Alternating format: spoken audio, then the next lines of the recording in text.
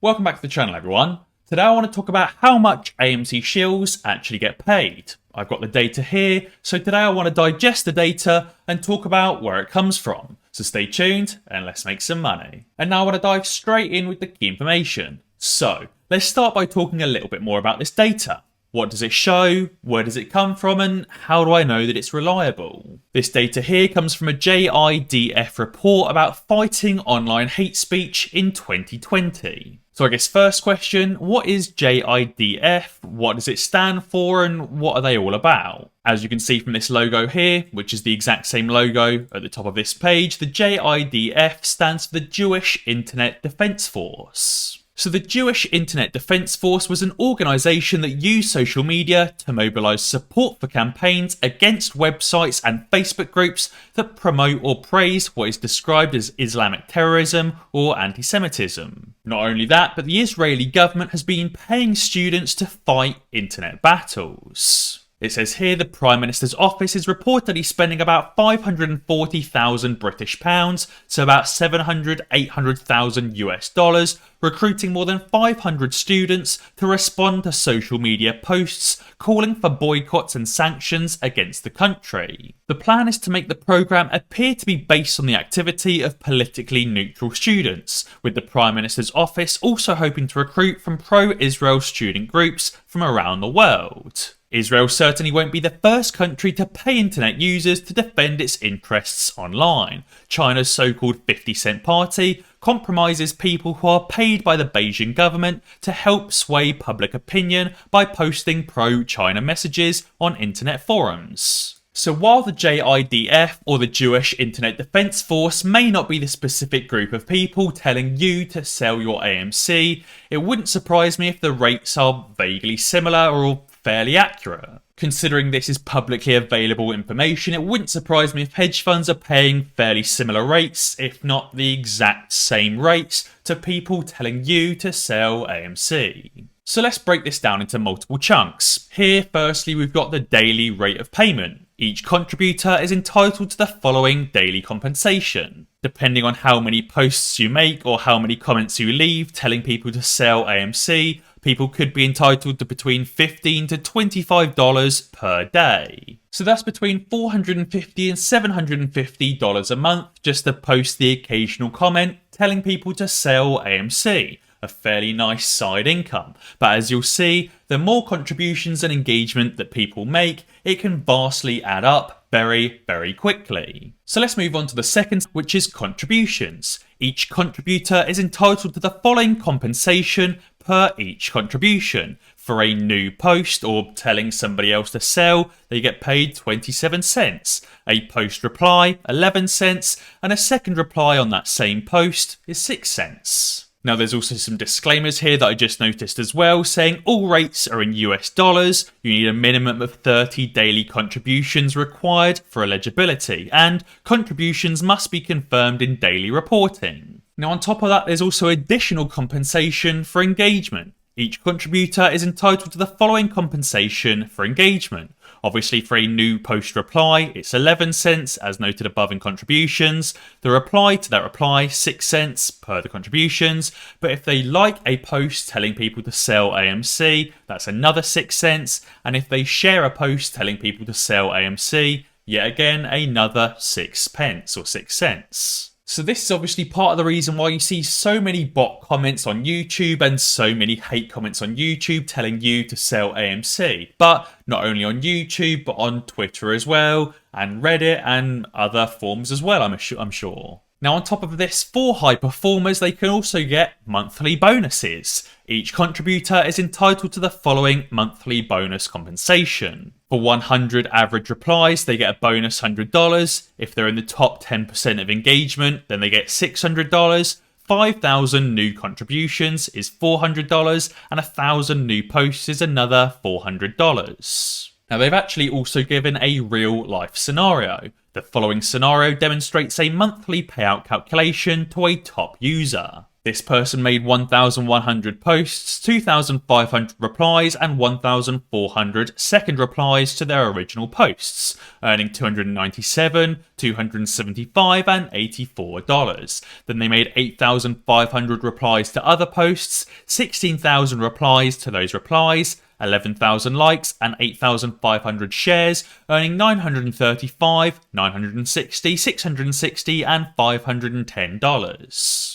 They worked for 26 days this month, so taking one day off a week, earning an extra $494. On top of that, because they got over 5,000 contributions, over 1,000 new posts, and they were in the top 10% of people, they earn an extra $400, $400, and another $600. So that's a total of $5,615 for posting around 29,500 comments. I guess that's going to be split between YouTube, Reddit, Twitter, and other platforms as well. Now that is going to be quite a long work week for this poster. If they're posting a comment every 10 seconds, which I think is fairly reasonable, that's around 81 hours a week of straight work. Obviously when you include sleep, lunch breaks, coffee breaks, toilet breaks, and everything else in there. Obviously that's a fairly busy week, but not ridiculously unbelievable. Now obviously if they're earning $5,600 a month, that's upwards of $67,000 per year. Now I guess that's somewhat of an average wage in the US, maybe above average, but I guess for many other countries and many third world countries, that is a very, very good rate of payment just for posting hate comments and shill comments on AMC. Now, as I said earlier, the JIDF may not be the exact group posting shill comments on AMC, but that's just an example of the amount of money that shills can earn posting hate comments on AMC. On top of that, considering hedge funds are so desperate, they may actually be willing to pay a lot more money than that. So I'm not surprised there's so many shills posting comments on AMC and trying to convince you guys to sell your shares. Moomoo is a brilliant commission-free broker. They also don't make their money from payment for order flow. Moomoo and Virtu make their money from margin interest and from payment fees. That way you can trade with Moomoo knowing that your trades aren't going through sketchy dark pools or being given to Citadel. On top of this, Moomoo has excellent technical indicators and they even publish daily short selling data on top of a number of other important pieces of information. And right now you can currently get up to 5 free stocks valued up to $3,500 each just for signing up with Moomoo using the link in the description below and making your first deposit. That means that you can currently get up to $17,500 in free stocks just for signing up and making a quick deposit. So why is it that these hedge funds are so desperate to convince us to sell our shares so they can cover their shorts without a dramatic loss? And it's because they're on borrowed time and obviously borrowed money as they've been maxing out those margins. As Immortan GME says, can you imagine these guys surviving day by day, saying to their prime brokers or their lenders, saying just give me one more day and I'll pay you back. Trust me. Now in my video earlier, I spoke about Credit Suisse laying off New York employees as it shuts down its hedge fund division. New management at Credit Suisse vowed to stop lending to hedge funds or processing their trades, a typically lucrative business dominated by Morgan Stanley, Goldman Sachs and JP Morgan. So obviously many of these major banks like Morgan Stanley, Goldman Sachs and JP Morgan are lending to these hedge funds who are obviously taking all of that money that they've borrowed and they're shorting AMC with very high leverage. I'm sure that many of these banks can see that these hedge funds are operating with massive unrealized losses and they're getting nervous about lending to them. And that's why some banks like Credit Suisse are vowing to stop lending to those hedge funds. On top of this, these major banks are seeing funds like Archegos Capital Management absolutely implode, which is just making them even more nervous and is making them even more hesitant to continue lending to the hedgies.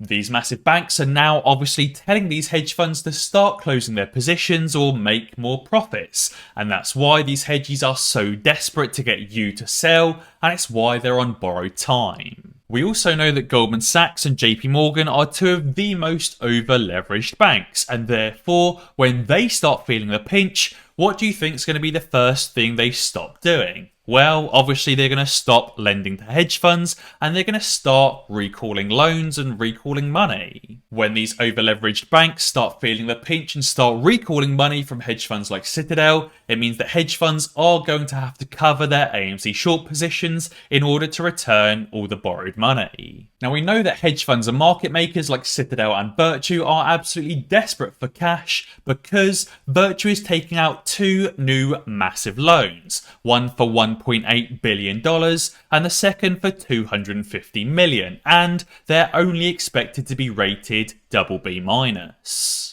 Fitch has assigned BB- senior secured debt ratings to the upcoming $1.8 billion 7-year senior secured first lien term loan borrowing and the new $250 million revolving credit facility issued by VFH Parent LLC, a wholly owned debt issuance subsidiary of Virtu Financial. Here it says the proceeds from the term loan issuance are expected to be deployed to refinance the currently outstanding $1.6 billion senior secured term loan with an incremental $200 million borrowing to be deployed for share repurchases and for general corporate purposes. Basically, they can't afford to pay the $1.6 billion loan that's coming due, and they need an extra $200 million because they've made even more losses. And on top of that, they also need an extra $250 million credit facility in case they need to draw down even more cash. From Fitch's website, we can see that their ratings go from AAA all the way down to D for default.